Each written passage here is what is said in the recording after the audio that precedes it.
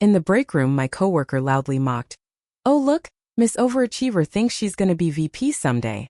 While the room laughed, he threw my proposal in the trash, saying, "Nobody cares what you think." I calmly picked it out, smiled, and resubmitted it directly to the CEO. 3 weeks later, I was promoted, and he was reassigned to filing duty. I never thought I'd be the kind of person who'd write one of these.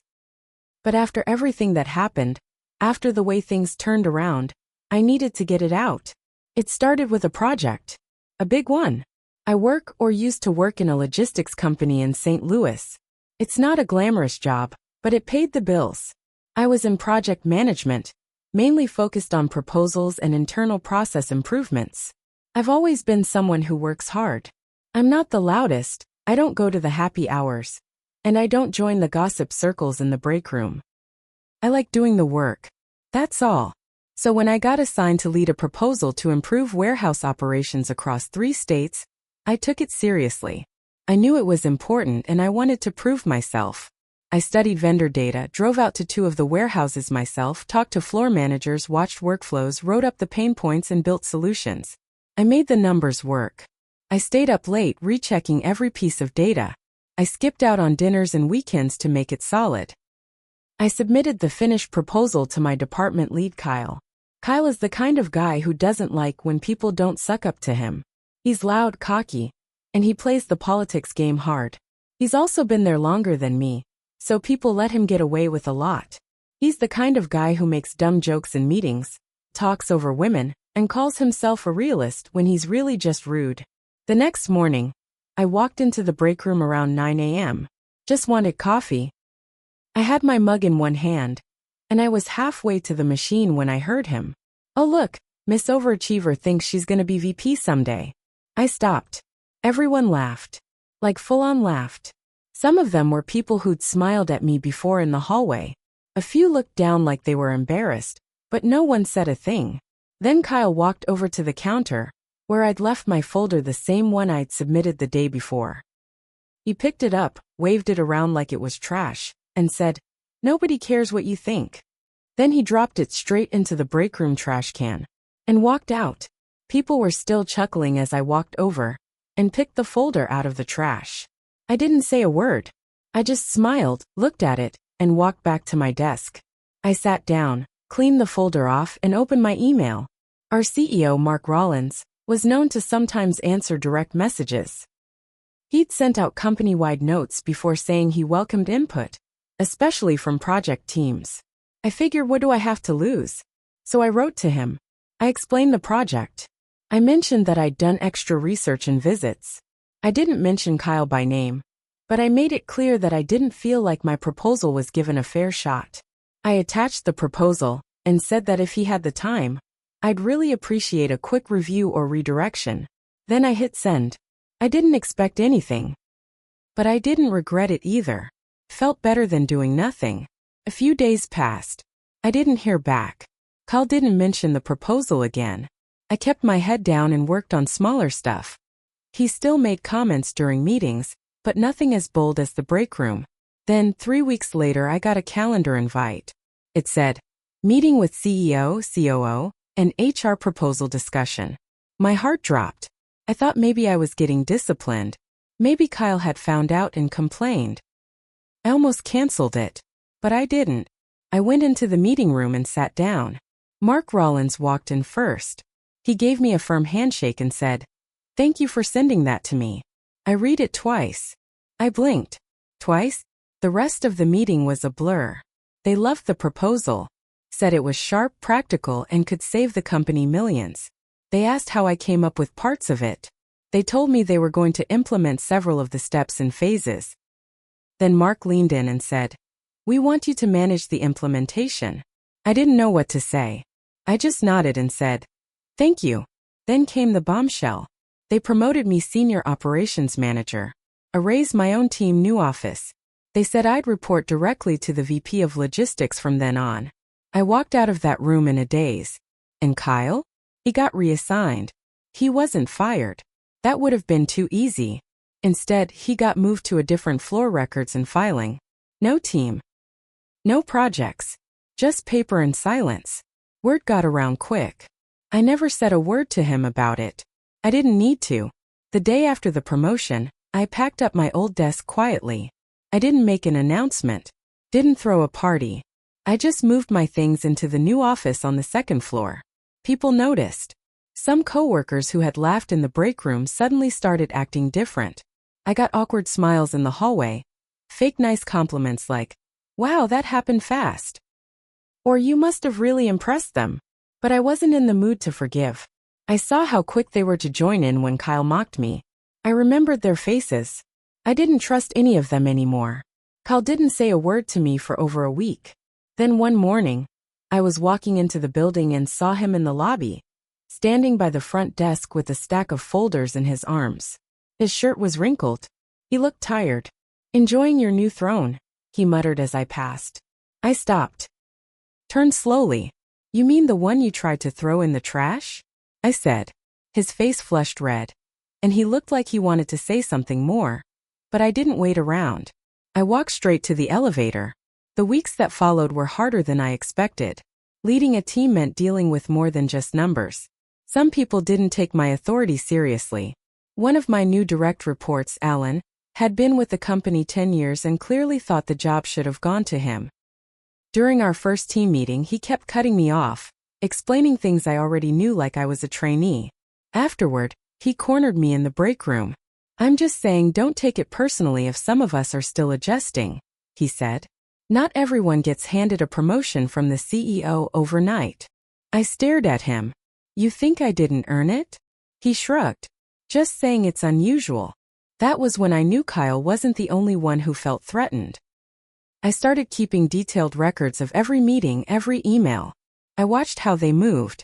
Alan tried to slow down parts of the implementation, dragging his feet on vendor calls and delaying reports. One of the analysts, Shannon, started gossiping about how I must have some connection upstairs. But here's the thing. I wasn't going to lose what I fought for. I documented everything. Every delay, every missed deadline, every passive-aggressive email. I had learned my lesson: keep the receipts. Then one day, I walked into a conference room before a meeting and caught Shannon and Alan whispering. "She doesn't know how to run a team," Shannon said. "She's in over her head." "She'll slip up," Alan replied. "Then they'll have to come back to us." I waited until they saw me. Neither of them said anything. They just sat down like nothing happened. But I had a plan. I wasn't going to fight them head-on. I knew how that would end. I was going to let them hang themselves with their own words, their own laziness, and their own bitterness. And I had already started setting the trap. A week later, I submitted a formal project update to the executive team. It was detailed, clear, and outlined everything my department had accomplished, what was done, what was delayed, and why.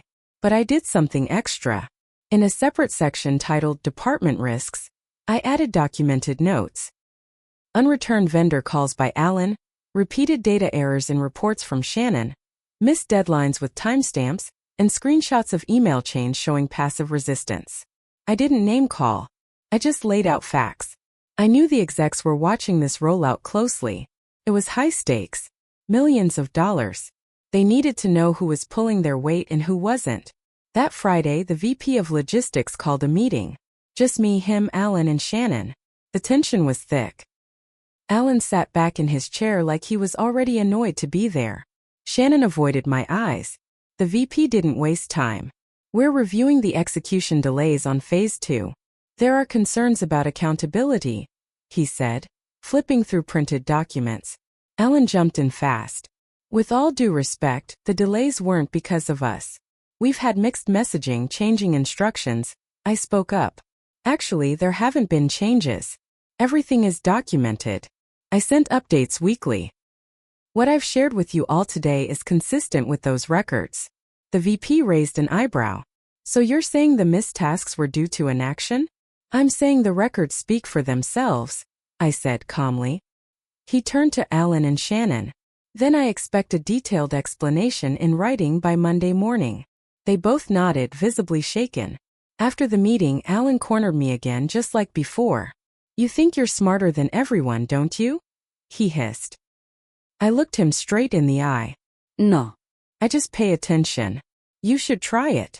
That weekend, I got a LinkedIn message from someone I hadn't talked to in over a year, Lena. She used to work with Kyle. Quit suddenly last year. We weren't close, but she said she had something I might want to see. We met for coffee that Sunday. I couldn't stand how toxic it got after you joined, she said. Kyle made it miserable for anyone who wasn't part of his club. But here's what you don't know, he's been taking credit for other people's work for years. She slid a flash drive across the table. Old emails, proposal drafts, call logs. I backed them up before I quit. Just in case.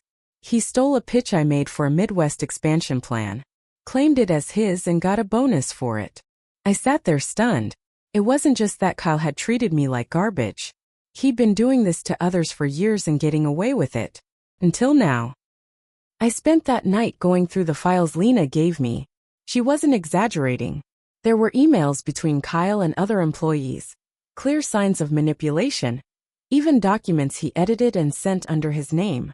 One thread showed him taking full credit for an entire cost analysis someone else had written. I sat there shaking. Not with fear but anger. I had let people like Kyle slide for too long. I stayed quiet.